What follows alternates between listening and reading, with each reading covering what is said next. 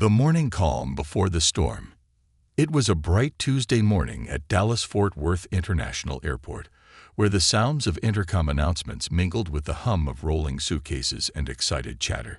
Travelers bustled through Terminal B, most eager to reach their destinations. Among them was Andrea Lawson, a successful attorney and equity partner at one of the nation's top law firms. Known for her unshakable composure and fierce advocacy, Andrea was not one to be overlooked, though she preferred to keep a low profile. Dressed in a sophisticated navy blue pantsuit paired with black pumps, Andrea moved with purpose. Her hair was styled into a sleek bun, and her leather briefcase, her most trusted companion, hung from her shoulder. She had a quiet confidence that only years of breaking barriers in a male-dominated field could grant. Her schedule was tight, and today's flight was her only chance to finalize preparations for a high-profile discrimination case she would argue in New York City. Andrea checked her watch as she approached Gate B-18, where her flight to JFK was boarding. The first-class queue was short and efficient, as expected. She handed her boarding pass and ID to the gate agent, who smiled warmly. "Enjoy your flight, Ms. Lawson." "Thank you," Andrea replied, her voice polite but distant. She stepped onto the jet bridge, mentally reviewing her opening argument and key talking points for the trial. She didn't notice the curious glances from a few passengers or the quickened pace of a senior flight attendant who had just stepped into the first-class cabin. Inside the aircraft, everything was pristine. Andrea found her assigned seat, a window spot in the first-class cabin, and placed her briefcase in the overhead bin before settling into her seat. She quickly opened her laptop, immersing herself in reviewing her case files. Around her, first-class passengers sipped pre-flight beverages, scrolled through their phones, or engaged in light conversation. Andrea barely noticed. The hum of the boarding process was white noise to her, a minor inconvenience compared to the stakes of her upcoming trial. Meanwhile, a tall, poised flight attendant named Helen Moore stood at the front of the cabin, clipboard in hand. Helen had been with the airline for over 15 years and was regarded as efficient and authoritative. She prided herself on running a tight ship, ensuring passengers in her cabin received the highest standard of service. Yet, as she scanned the first-class section, her eyes landed on Andrea, and something in her demeanor shifted. Helen hesitated, her clipboard clutched tightly against her chest. Her brows knitted together as she observed Andrea's focused demeanor and businesslike appearance. Helen's instincts told her something was amiss, though she couldn't pinpoint why. Was it the confident way Andrea had claimed her space, or the distinct air of authority she carried? Regardless, Helen decided to investigate further. As she approached Andrea, her polished smile faltered. "Good morning, ma'am. May I see your boarding pass, please?" Andrea glanced up, surprised but not alarmed. "Of course," she said, reaching into her blazer pocket and handing over the pass. Helen scrutinized it longer than necessary, her expression unreadable. The seat assignment was clear and valid, but Helen's tone shifted. "There seems to be a discrepancy with your seat," Helen said, handing the pass back. "I'll need to double-check with the gate." Andrea's calm demeanor didn't waver, but her sharp eyes narrowed slightly. "It's an electronic ticket. The airline assigned me this seat, and it's been confirmed. Is there an issue?" Helen offered a tight-lipped smile. "I'll just verify it. Thank you for your patience." Back in the galley, Helen pulled up the passenger manifest on her tablet. Andrea's name was there, clearly assigned to the seat in question. Yet Helen's unease lingered. Dennis, her younger colleague, noticed her tension. "Everything okay?" Dennis asked as he prepared a tray of champagne flutes. "Fine," Helen replied curtly, though the edge in her voice betrayed her. She tapped aggressively at the screen, as if she could will the manifest to show her what she wanted. But the facts were irrefutable. Andrea belonged in that seat. Still, Helen wasn't satisfied. Helen returned to the first-class cabin, her demeanor colder. "Ma'am," she said, drawing the attention of nearby passengers, I'm afraid there's been a mix-up. This seat isn't available. I'll need you to relocate to the main cabin." Andrea closed her laptop slowly, placing it on the tray table. Her movements were deliberate, her calmness unnerving in the face of such a bold claim. "Excuse me," she said, her voice even. "My ticket is valid, and this is my assigned seat. I won't be moving." Helen's lips tightened. "I'm sorry, but I must insist. If you refuse, I'll have no choice but to call security." The murmur of voices rose among the first-class passengers. One man leaned over to his wife. "What's going on? She doesn't look like the type to sneak into first class." Andrea's gaze remained steady on Helen. "I suggest you reconsider, Ms. Moore. This seat is mine, and I will not be intimidated." Helen flinched at the directness of Andrea's words. For a moment, uncertainty flickered across her face, but she squared her shoulders and gestured toward the galley. "Follow me, please." Andrea stood, gathering her briefcase and laptop with quiet dignity. The passengers watched as she followed Helen down the aisle, their whispers intensifying. A woman muttered, "That doesn't seem right." She had every right to be there. In the economy cabin, Helen pointed to a cramped middle seat between two passengers. "You can sit here," she said curtly. Andrea set her belongings down and took the seat without protest, her expression betraying no emotion. But as Helen turned and strode away, Andrea's hand reached into her briefcase. She pulled out her phone, her fingers flying across the screen as she typed a message. Her calm exterior masked the storm brewing within her. Back in first class, Helen moved through the cabin with feigned confidence, serving drinks and snacks as though nothing had happened. But the energy in the room had shifted. Passengers whispered, exchanged glances, and cast sidelong looks at the curtains separating the cabins. Dennis approached her in the galley. "What was that about?" he asked. "You moved her to economy. Did you even check her ticket?" Helen's jaw tightened. It didn't feel right. Something was off. Dennis raised an eyebrow. "Off? Helen, you can't just go by feelings. If her ticket's valid, this could blow up in your face." Helen waved him off. "She's in economy now. It's done." But Dennis wasn't convinced, and neither was the growing number of passengers now questioning what they had just witnessed. What Helen didn't know was that Andrea's quick message had already reached its intended recipients. The gears of accountability were turning, and the consequences were closer than Helen could have imagined. As the plane's engines roared to life, Andrea leaned back in her cramped seat. She glanced at her phone, her lips curving into a faint smile. A single reply appeared on the screen. "Understood. Proceeding accordingly." The calm before the storm. Andrea remained composed in her cramped economy seat, her face calm, her expression unreadable. The bustling activity of the boarding process was finally settling into the more subdued energy of a flight preparing for takeoff.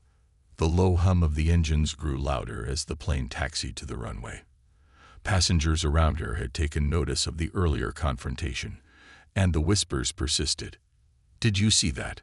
a young woman in the row had murmured to her travel companion. She didn't even argue much. She just moved. But she didn't look happy. "Yeah," her companion replied, glancing at Andrea. "It's weird. She's so calm, like she's waiting for something." Andrea, meanwhile, was entirely unbothered by the murmurs. She wasn't new to the art of strategy, and every deliberate movement she made was a step in the larger plan unfolding in her mind. The unfairness of the situation stung, but she knew better than to let emotion cloud her judgment. There was a time to act, and a time to wait. And for now, she was waiting. She glanced at her phone, her eyes scanning a message thread marked with the names of her legal associates. A recent response confirmed what she already suspected. Her ticket and seating assignment were unassailable. Attached were scanned copies of the terms of service and an official receipt from the airline. It was more than enough to validate her position, not that she needed more proof. Andrea typed a quick response. "Continue to monitor. Make note of this flight's crew and all further interactions." Ensure a record is kept. She set her phone to airplane mode and slid it into her briefcase. Then she pulled out a leather-bound notebook, flipping to a blank page. In swift, precise handwriting, she began jotting down her recollection of the events that had unfolded. It was habit, second nature for someone accustomed to legal battles where documentation could make or break a case. Sitting just a few rows away, a younger flight attendant named Michelle eyed Andrea nervously. Unlike Helen, Michelle had only been with the airline for 2 years, and she was still learning the nuances of dealing with passengers. From her vantage point, she could see Andrea writing in her notebook, her posture straight, and her pen moving with confident strokes. Michelle hesitated, then approached cautiously, a bottle of water in hand. "Ma'am," Michelle said softly, "would you like some water?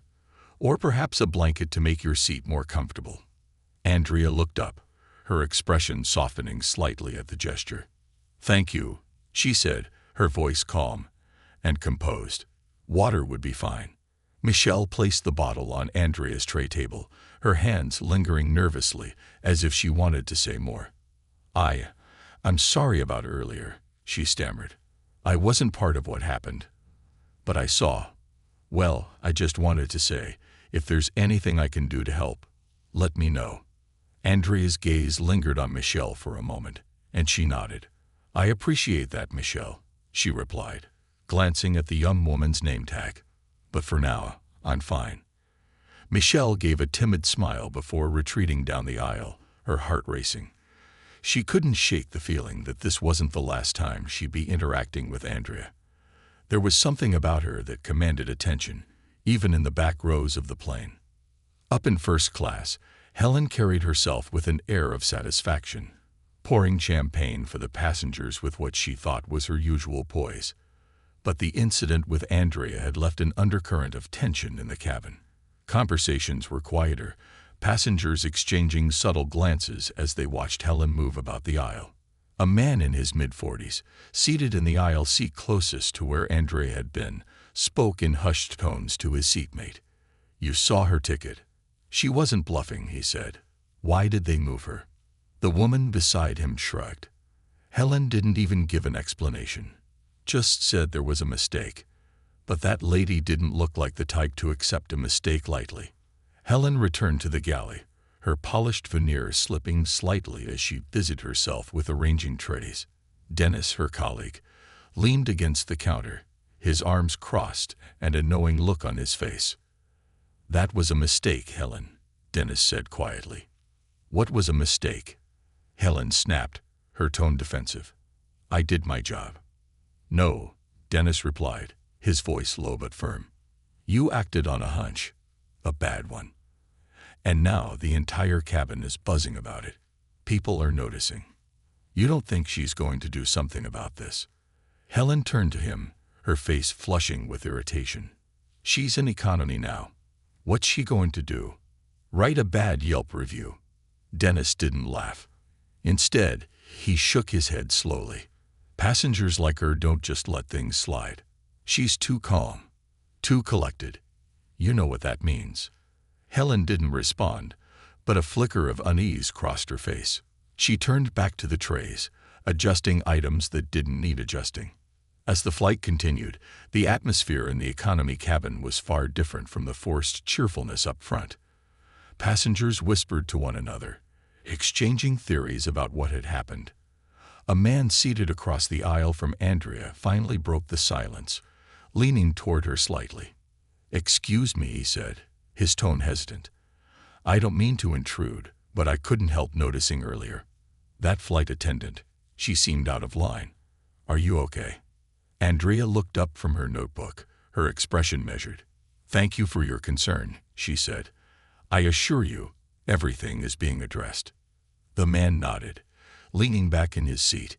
He didn't know why, but her words left him feeling reassured, even though she hadn't revealed anything specific. At that moment, the intercom crackled, and the captain's voice filled the cabin. "Ladies and gentlemen, this is your captain speaking. We're cruising at 35,000 feet and on schedule to arrive in New York City on time. I'd like to thank you for flying with us today and remind everyone that our crew is here to make your flight as comfortable as possible. If you need anything, please don't hesitate to ask." The announcement was standard, but to Andrea, it carried a subtle undertone of irony. She returned to her notebook, finishing her documentation of the morning's events. As she closed the notebook and placed it in her briefcase, her phone buzzed softly against the fabric of her case. She pulled it out, reading the incoming message. "Legal team is aware. Airline contacted for clarification. Awaiting response." Andrea smiled faintly. She typed a brief reply. "Proceed. Ensure thorough documentation." For Andrea, the wheels were already in motion. The turbulence she anticipated wouldn't come from the plane but from the ripple effects of Helen's actions. And Andrea Lawson, attorney and unflinching advocate for justice, was ready for the fight ahead. The ripple effect. The cabin lights dimmed slightly as Flight 472 settled into its cruising altitude. The flight attendants moved through the aisles with practiced efficiency, offering snacks and beverages, but the usual easygoing chatter of passengers was noticeably absent. A simmering tension had taken hold, the result of Helen Moore's questionable decision earlier. Andrea Lawson, seated uncomfortably in the economy cabin, had become a silent epicenter of curiosity and speculation. Andrea maintained her composed demeanor, her posture upright, and her expression calm. Despite the cramped conditions, she exuded an air of control that seemed almost incongruous with her surroundings. Her leather-bound notebook and the crisp professionalism of her appearance marked her as someone out of place, yet she made no complaints. Instead, she focused on her strategy, her mind calculating every possible move. Across the aisle, a man in his late 50s watched her with growing interest. He leaned toward his wife and whispered, "She doesn't look upset at all. Did you see how calm she was when they moved her? I'd be furious." His wife nodded. "She's probably planning something," she murmured. "People like her don't just let things go." Andrea, overhearing the exchange, allowed herself a small, knowing smile but did not engage. Her phone, now on airplane mode, rested in her briefcase, where it had already set into motion the first steps of what would become a broader response. The airline's customer service team had been contacted, her legal associates informed, and the foundation of a case had already begun forming. But Andrea wasn't just thinking about her own situation. She was thinking bigger. In the first-class cabin, Helen Moore worked to maintain her usual authoritative demeanor, but her confidence had started to falter. The murmurs from passengers and the occasional pointed glances in her direction were impossible to ignore. Dennis, her colleague, had been watching her closely, his expression a mix of disappointment and restrained frustration. "Passengers are noticing, Helen," Dennis said quietly as they stood in the galley. "The whispers, the glances, they're connecting the dots. You might want to get ahead of this." Helen bristled, her pride refusing to let her acknowledge the mistake. "I made a judgment call," she snapped. "She didn't belong there." Dennis's eyes narrowed. "Based on what?" "A feeling. A gut instinct. Helen, you moved a paying first-class passenger to economy without cause. If she decides to escalate, you're not just risking complaints, you're risking your career." Helen turned away, focusing on rearranging glasses on a tray to avoid his piercing gaze. Deep down, she knew he was right, but admitting fault wasn't something Helen did easily. "What's done is done," she muttered. "She's in economy. She's probably over it by now." Dennis shook his head, his voice firm but low. "You don't know that. People like her, they're not the kind to let things slide. If she's a lawyer, like I think she is, you've just put yourself in the middle of a storm." Helen ignored him, but a flicker of doubt lingered in her mind. Back in economy, Andrea observed the flight attendants moving through the aisle. She noted their body language, their interactions with passengers, and the way they avoided looking directly at her. It was clear the crew was aware of the earlier incident, even if they weren't openly addressing it. One attendant, Michelle, returned to Andrea's row with a cautious smile. "Ma'am, can I get you anything else?" she asked hesitantly. A blanket, perhaps. Andrea looked up, her gaze steady but not unkind. I'm fine, thank you, Michelle, she said, her tone measured. But I do appreciate your concern. Michelle hesitated, as if wanting to say more, but ultimately nodded and moved on. Andrea made a mental note of the interaction, impressed by Michelle's attempt to offer kindness amidst the growing tension. It was a small gesture, but it stood out in stark contrast to Helen's behavior. Meanwhile, in the cockpit, Captain Robert Hayes was reviewing flight updates when Dennis's voice crackled over the intercom. Captain, we may have a situation brewing. It's about that first-class passenger Helen moved earlier. Captain Hayes frowned, setting his pen down. What kind of situation? He asked. Dennis hesitated before responding. It's not an immediate issue, but the way Helen handled it. She moved the passenger without verifying any issue with her ticket. And the passenger, well, she's not someone to underestimate. I think we should be prepared for potential fallout. The captain sighed heavily. He had been flying long enough to know that small in-flight issues could quickly escalate, especially if handled poorly. Keep me updated, he said. And Dennis, try to mitigate the damage where you can. Yes, sir, Dennis replied. As the plane soared above the clouds, Andrea leaned back in her seat and closed her eyes briefly. Her calm exterior belied the meticulous planning happening in her mind. The case she was preparing for in New York was significant, but the events on this flight had ignited a new sense of purpose. Andrea wasn't just thinking about herself. She thought of the systemic issues that incidents like this represented. How many others had been treated unfairly because someone in a position of authority acted on a gut feeling? How many times had those incidents gone unaddressed because the victims lacked the resources or the confidence to fight back? Andrea reopened her notebook and began jotting down ideas, not just for her own response, but for a larger initiative she could push forward. Training programs, accountability measures, transparency in passenger disputes. She was already building a framework for change. In first class, Helen felt the weight of the passengers' stares. Her usual composure was unraveling, and she could sense her authority slipping away. She retreated to the galley, where Dennis was waiting. You're cracking, Helen, Dennis said bluntly. You need to figure out how to fix this. Helen glared at him. And what do you suggest I do? Apologize to her? Admit I was wrong in front of the entire cabin. Dennis crossed his arms. That would be a start. But you're too proud for that, aren't you? Helen didn't respond. She was too busy grappling with her own mounting anxiety. She had always prided herself on being in control, but now she felt that control slipping through her fingers. The intercom crackled, and the captain's voice came through again. Ladies and gentlemen, we are cruising smoothly and on schedule to land at JFK. Thank you for choosing to fly with us. We'll be updating you on weather conditions shortly. For Andrea, the announcement was background noise.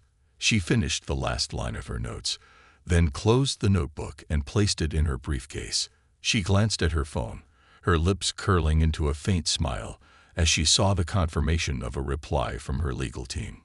We're in position, awaiting further instructions. Andrea slipped the phone into her bag and leaned back in her seat, her mind sharp and focused. The ripple effects of Helen's actions were already in motion, and Andrea knew she had the skills and resources to turn this into a case that would reverberate far beyond this single flight.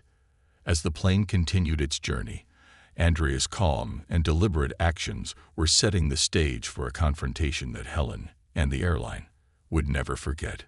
Turbulence beneath the surface. The flight had reached its cruising altitude, but the tension on board Flight 472 was anything but stable. While the seatbelt signs were off and the attendants moved through the aisles offering refreshments, the atmosphere was thick with unease. The earlier confrontation between Helen Moore, the senior flight attendant, and Andrea Lawson, now relegated to a cramped seat in economy, was the unspoken undercurrent fueling whispers and subtle glances. Andrea sat composed in her seat, her hands folded neatly over her notebook, the picture of calm, But anyone who looked closely could see the fire behind her sharp, unyielding gaze. The turbulence on this flight wasn't coming from the skies above. It was brewing in the choices made within the cabin. Across the aisle, a businessman with silver hair and a sharp suit leaned slightly toward Andrea. "Pardon me," he began, his voice low and hesitant. "I couldn't help but notice what happened earlier. I'm a frequent flyer, and I've never seen anything like that. If you don't mind me asking, do you plan to take this further?" Andrea met his gaze, her expression unreadable. "I appreciate your concern," she replied evenly. "For now, I'm observing. But rest assured, this situation is far from resolved." The businessman nodded, his curiosity not entirely satisfied, but tempered by the certainty in Andrea's voice. He leaned back in his seat, his eyes occasionally flicking toward her, as if waiting for something to happen. Up in the first-class galley, Helen's nerves were starting to fray. She had always been confident in her ability to manage passengers and diffuse tension, but this time was different. The whispers from the passengers behind her, the lingering looks from her colleague Dennis, and the growing knot in her stomach, all told her she had made a serious error. Dennis leaned against the counter, arms crossed. His usual easygoing demeanor was absent, replaced with a grim expression. "You know this isn't going away, right?" he said, breaking the silence. Helen sighed sharply. "I don't need a lecture, Dennis. You need a reality check," Dennis replied. "You moved a first-class passenger to economy based on nothing but your instincts, and now the entire cabin is talking about it. What are you going to do when we land and she files a formal complaint?" Helen waved him off, though her hand trembled slightly. "She's probably just going to leave a nasty email or complain on social media. It'll blow over." Dennis's eyes narrowed. "You're wrong, and you know it. That woman isn't just a regular passenger. She's composed, strategic. She's planning something.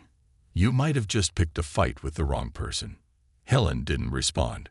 She focused on busying herself with the tray of champagne glasses, but her movements were mechanical, lacking their usual confidence. Back in economy, Andrea's mind was far from idle. Every moment of this experience was being cataloged, every subtle interaction committed to memory. She had spent years mastering the art of strategy, and now she was applying it to an entirely new arena. Her briefcase held more than legal documents. It held the tools she needed to reshape this narrative. She opened her leather-bound notebook again and began writing. This time, her notes weren't just about the events on the flight. They were broader, encompassing ideas for systemic change. A training module for airline staff on unconscious bias, an independent review board for passenger complaints, a campaign to ensure accountability for discriminatory practices in the airline industry. Andrea wasn't just documenting her experience. She was building a case, one that would go beyond personal justice. This wasn't just about her. It was about ensuring no one else would face the same humiliation. As she wrote, Michelle, the younger flight attendant, approached again, her nervousness visible in the way she held a bottle of water and a small pack of cookies. "Ma'am," she said hesitantly, "I brought these for you. I just wanted to say, I'm really sorry for how things were handled earlier." Andrea looked up, her pen pausing mid-word. She studied Michelle for a moment, her expression softening slightly. "Thank you, Michelle," she said. "You've been very kind. I appreciate it." Michelle shifted on her feet, clearly struggling with whether to say more. Finally, she blurted, "I don't think it was fair, what happened. I just thought you should know that." Andrea's lips curved into a faint smile. "It wasn't," she replied simply. "But acknowledgement is a start." Michelle nodded quickly and retreated down the aisle, her cheeks flushed. Andrea watched her go, making a mental note of the interaction. It was a reminder that even within flawed systems, there were individuals who cared enough to do the right thing. Meanwhile, the captain, Robert Hayes, was keeping a close ear on the updates coming from his crew. He hadn't seen the full interaction between Helen and Andrea, but the fragments he'd heard concerned him. He knew how delicate passenger interactions could be, especially in today's climate. A poorly handled situation like this could spiral into a public relations nightmare for the airline. "Dennis," Hayes said over the intercom to the galley, "I want a detailed account of what happened with that passenger. If there's anything I need to be aware of before we land, let me know." Dennis glanced at Helen, who was pointedly avoiding his gaze. "Understood, Captain," Dennis replied. As Dennis prepared to collect his observations, Helen felt a pang of anxiety. She hadn't expected the captain to take notice so soon. Her confidence, already fragile, began to crumble further. Andrea's phone buzzed softly in her bag. She pulled it out, discreetly reading the notification. "Our legal team has reviewed the terms and conditions. Clear evidence of policy violations. The airline has been notified of pending action." She typed a quick response. "Proceed. Ensure records of all communications. This will set a precedent." Sliding the phone back into her bag, Andrea felt a renewed sense of purpose. This wasn't just about seeking justice. It was about creating lasting change. As the plane began its gradual descent, the tension in the cabin grew heavier. Passengers exchanged glances, their curiosity palpable. Even those who hadn't witnessed the earlier confrontation could sense that something significant was happening. Helen tried to focus on her tasks, but every glance from a passenger felt like a spotlight. Her thoughts were a storm of regret, defensiveness, and mounting fear. Dennis's earlier warning echoed in her mind. "You picked a fight with the wrong person." In the economy cabin, Andrea adjusted her posture, her every movement deliberate. She was preparing, not just for landing, but for the storm she was about to unleash. The turbulence Helen had tried to avoid was inevitable, and Andrea Lawson was ready to meet it head-on. Unraveling authority. The seatbelt sign dinged as Flight 472 began its descent into New York City. The plane tilted gently, the clouds parting to reveal the sprawling city below, its iconic skyline glinting under the midday sun. Passengers stirred, adjusting their belongings and preparing for landing, but the subdued tension aboard the plane hadn't dissipated. If anything, it had thickened. Andrea Lawson sat upright in her economy seat, her notebook closed and tucked neatly into her briefcase. Her demeanor was calm and collected, yet her presence seemed to command an unspoken authority that made those around her take notice. Despite the confines of her cramped seat, she exuded a sense of control that contrasted starkly with the palpable unease brewing in the first-class cabin. Across the aisle, the silver-haired businessman who had earlier whispered to his wife about Andrea leaned toward her again. "I don't mean to intrude," he began hesitantly, "but I feel like something bigger is happening here. Are you going to?" Andrea held up a hand, her expression polite but firm. "Thank you for your concern," she said quietly. "But I assure you, everything is under control." Her words, calm as they were, seemed to carry a weight that silenced further inquiries. The man nodded, leaning back in his seat with a faint smile of respect. In the first-class galley, Helen Moore clutched the edge of the counter, her knuckles white. Her usual air of confidence had all but evaporated, replaced by a mounting sense of dread. She had noticed the subtle change in the cabin's atmosphere, the way passengers whispered, the lingering glances cast in her direction, and the growing distance between herself and her colleagues. Even Dennis, her longest-serving peer, had barely spoken to her since their last tense exchange. Helen's thoughts churned as she mentally replayed the events of the flight. At the time, moving Andrea to economy had seemed like a reasonable assertion of her authority. But now, with every passing moment, that decision felt more and more like a mistake, one that was spiraling beyond her control. Dennis approached, his expression grim but steady. "Captain Hayes wants a full account of what happened with the first-class passenger," he said. "And before you ask, no, this isn't optional." Helen glared at him, her defensiveness flaring up. "I don't need you lecturing me, Dennis." He raised an eyebrow. "I'm not lecturing, Helen. I'm warning you. This is escalating, and you're in the middle of it. You can't afford to keep brushing this off." Helen crossed her arms, her voice sharp. "I made a judgment call. Passengers get moved all the time. This is no different." Dennis's gaze hardened. "It is different, Helen. You moved her without cause, and she's not just some random passenger. If you think she's going to let this slide, you're delusional." Helen opened her mouth to retort, but was cut off by the intercom crackling to life. Captain Hayes's calm, measured voice filled the cabin. "Ladies and gentlemen, we are beginning our final descent into John F. Kennedy International Airport.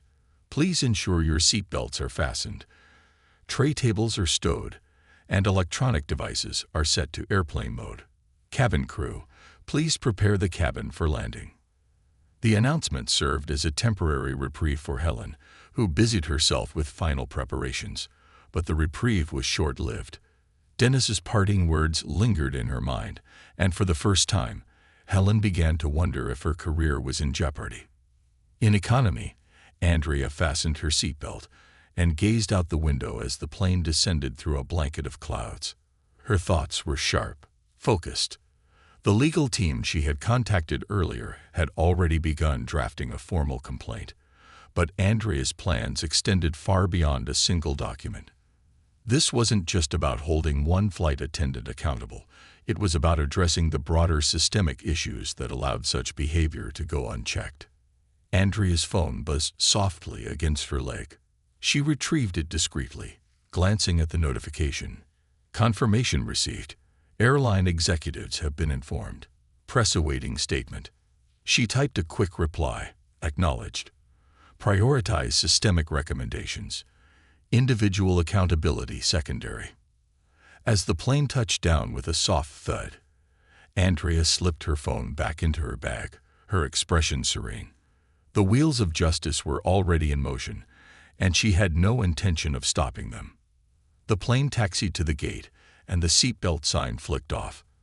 Passengers began rising from their seats, gathering their belongings in the usual flurry of post-landing activity.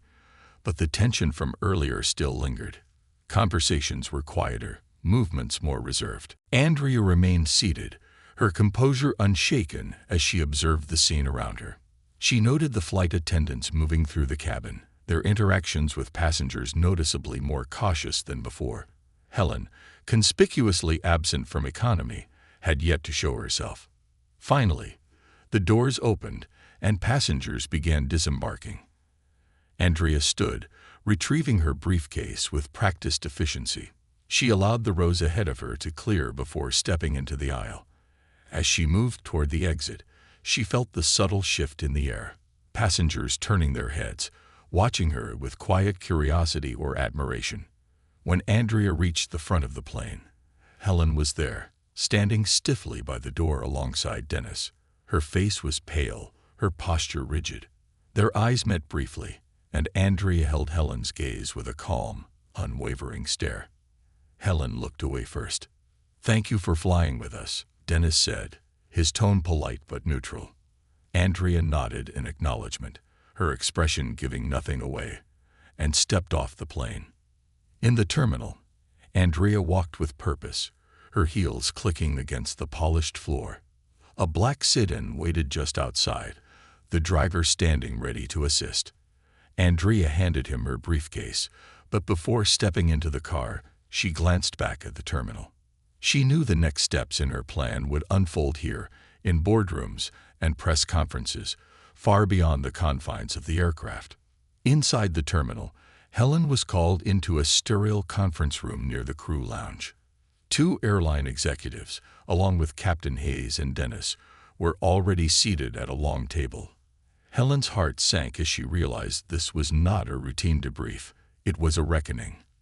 "Ms. Moore," one of the executives began, his tone measured but firm, "we've been informed of an incident involving a passenger in first class. The passenger, Ms. Lawson, has filed a preliminary complaint citing discriminatory treatment and improper handling of her valid ticket." Helen's face flushed. The executive held up a hand. "Please, let me finish. We have corroborated her account with multiple passenger statements, as well as a review of the manifest. Ms. Lawson's ticket was indeed valid, and your actions violated company policy. Helen swallowed hard, her confidence crumbling. I didn't mean to. What you meant, the other executive interrupted, is irrelevant. What matters are the actions you took and the consequences they've had. Effective immediately, you are suspended from your duties pending further investigation. The finality of the words hit Helen like a blow. She stared at the table, unable to respond. Outside the terminal, Andrea's car glided smoothly onto the freeway, the city's skyline looming ahead. Her phone buzzed again, and she glanced at the notification. Meeting scheduled with airline executives. They've agreed to a preliminary review of bias training and passenger accountability policies. Media statement pending. Andrea typed a single-word reply. Good. She leaned back in her seat, the weight of the day lifting slightly as she thought about what lay ahead. This wasn't just a victory, it was a beginning. The turbulence aboard Flight 472 had been the catalyst for a much larger conversation, one that Andrea was determined to lead. For her, the landing was just the first step in a journey toward meaningful change. The impact of a storm. The morning after the turbulent events of Flight 472, Andrea Lawson sat at the head of a long conference table in a sleek midtown Manhattan office. Sunlight streamed through floor-to-ceiling windows, casting a glow on the polished wood of the table and the meticulously organized files spread before her. Around her sat her legal team, top attorneys from her firm who had worked alongside her on numerous high-profile cases. "This isn't just about me," Andrea began, her voice steady and commanding. "This is about addressing a broader issue, a systemic culture that allows bias to dictate how people are treated. What happened on that flight was a symptom of a deeper problem." Her team nodded, their pens moving swiftly across notepads. Over the years, they had come to know Andrea's approach. She never fought small battles, only wars that could create lasting change. Andrea leaned forward, her hands clasped on the table. "We've already laid the groundwork. The airline is under scrutiny, and their executives are listening because they know this isn't going away. Now we focus on the next steps: public accountability, structural reforms, and a push for industry-wide change." One of her associates, Ethan, looked up from his notes. "The airline has agreed to meet this afternoon. They're bringing in their senior leadership team, including the CEO. They want to discuss the terms of a settlement and any demands you might have." Andrea nodded. "Good, but let's be clear, this isn't about money. They'll expect a financial settlement to make this go away, but that's not what I want. Our demands must focus on systemic changes: mandatory bias training, a transparent passenger complaint review process, and a commitment to measurable accountability." Another associate, Jasmine, chimed in. "What about Helen Moore, the flight attendant? She's already been suspended pending investigation." Andrea's expression hardened slightly. Helen Moore's actions were unacceptable, but she's a symptom, not the root cause. Yes, her behavior needs to be addressed, but this can't stop at one person. It has to reach the policy level: training, oversight, and enforcement. If all we achieve is her suspension, we've failed. The room fell silent for a moment, the weight of Andrea's words settling over the group. Then Ethan spoke again. "The media is already picking up the story. A few passengers on the flight posted videos and tweets about the incident. It's gaining traction." Andrea allowed herself a small, satisfied smile. "Perfect. The more attention this gets, the harder it will be for the airline to sweep it under the rug." At the airline's headquarters, a very different meeting was taking place. Helen Moore sat in a small conference room, flanked by a representative from the airline's HR department and her union representative. Across from her sat two senior executives and an internal investigator. Helen's palms were clammy as she listened to the investigator summarize the events of the flight. Each word felt like a nail in the coffin of her career. "Ms. Moore," the investigator said, his tone neutral but firm, "passenger accounts and your own actions show a clear pattern of poor judgment. Ms. Lawson's ticket was valid, and your decision to move her to economy was based on what exactly? Helen's voice faltered as she tried to explain. I thought there was a mistake. She didn't look like a typical first-class passenger. The HR representative winced at her words, and the investigator's expression turned colder. And what, in your opinion, constitutes a typical first-class passenger? Helen's face burned with embarrassment. I didn't mean, she began, but the investigator cut her off. Intentions are irrelevant. Your actions created a situation that has now escalated into a reputational crisis for this airline. You not only violated company policy, but also displayed a bias that has caused significant harm. Helen's union representative interjected. With all due respect, we believe Ms. Moore's actions, while flawed, were not malicious. She's willing to participate in additional training and issue an apology. The investigator glanced at the executives, who exchanged brief, tense looks. We'll take that into consideration, he said. But as of now, Ms. Moore's suspension will remain in effect until the review is complete. Helen felt a hollow ache in her chest. She had spent years building her career, priding herself on her authority and efficiency, but now it was all unraveling. And for the first time, she began to fully grasp the gravity of her actions. That afternoon, Andrea walked into the airline's Manhattan office for the scheduled meeting. She was met by the company's general counsel, the CEO, and a team of senior executives. The room was sleek and modern, but the tension was palpable. Ms. Lawson, the CEO began, extending a hand. Thank you for taking the time to meet with us. On behalf of the airline, I'd like to sincerely apologize for the events that occurred on your flight. We take this matter very seriously. Andrea shook his hand, but didn't offer a smile. I appreciate your acknowledgement, she said, but words alone won't address the problem. The CEO nodded, motioning for everyone to sit. We're prepared to discuss a settlement, he said carefully. We want to ensure we make this right, for you and for our passengers. Andrea leaned forward, her gaze steady. I'm not interested in a payout. What I want is systemic change. That means implementing mandatory bias training for all staff, creating a transparent passenger complaint process, and instituting accountability measures to prevent incidents like this from happening again. The executives exchanged uneasy glances. The general counsel spoke next. Those are ambitious demands. We'd need time to assess the feasibility. There's no time, Andrea interrupted, her tone firm. The public is watching. Passengers deserve to know they'll be treated with dignity and respect, regardless of their appearance. You can either be the airline that leads the industry in accountability, or the airline that faces backlash for refusing to change. The room fell silent. Andrea's words carried the weight of not just a demand, but a warning. The CEO finally spoke. We'll need to review these proposals with our board, but I can assure you, we're committed to addressing this. Andrea nodded. Good, because if I don't see meaningful action, I'll make sure this issue doesn't go away. 2 weeks later, the airline held a press conference to announce a sweeping new initiative aimed at improving equity and accountability. The CEO outlined the changes Andrea had demanded. Comprehensive bias training, a transparent complaint process, and regular audits of staff interactions with passengers.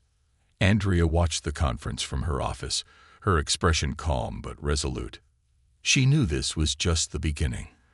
The fight for systemic change was never easy, but Andrea Lawson was no stranger to uphill battles. Back in her notebook, she jotted a single line.